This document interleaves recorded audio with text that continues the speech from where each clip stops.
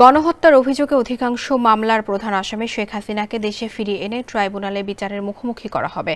রোববার আন্তর্জাতিক অপরাধ ট্রাইব্যুনালে সাংবাদিকদের প্রশ্নের জবাবে একথা জানিয়েছেন নবনিযুক্ত চিফ প্রসিকিউটর মোহাম্মদ তাজুল ইসলাম। সাংবাদিকদের তিনি বলেন, ভারতের সঙ্গে বাংলাদেশের অপরাধী বিনিময় চুক্তি রয়েছে। সেই চুক্তির আলোকে শেখ হাসিনাকে দেশে ফিরিয়ে আনার প্রক্রিয়া শুরু করা হবে। গণহত্যা মামলার অন্য যারা আসামি রয়েছেন তারা যেন দেশের বাইরে পালিয়ে যেতে না পারেন সে বিষয়ে প্রসিকিউশনের পক্ষ থেকে উদ্যোগ নেওয়া হবে। এক প্রশ্নের জবাবে নবনিযুক্ত এই প্রসিকিউটর বলেন, গণহত্যার এভিডেন্স নষ্ট হওয়ার আগেই সংরক্ষণ করা বড় চ্যালেঞ্জ।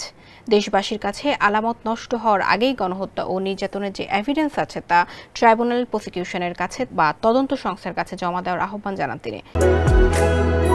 বাংলাদেশের একমাত্র multinational tiles brand RAK ceramics. Prosecutor Tajul Islam বলেন, শেখ হাসিনা সহ যত প্রভাবশালী আসামি হোক না কেন সবার সঙ্গে সমান আচরণ করা হবে। কারো প্রতি যেমন জুলুম করা হবে না, তেমনি কাউকে ছাড়ও দেওয়া হবে না।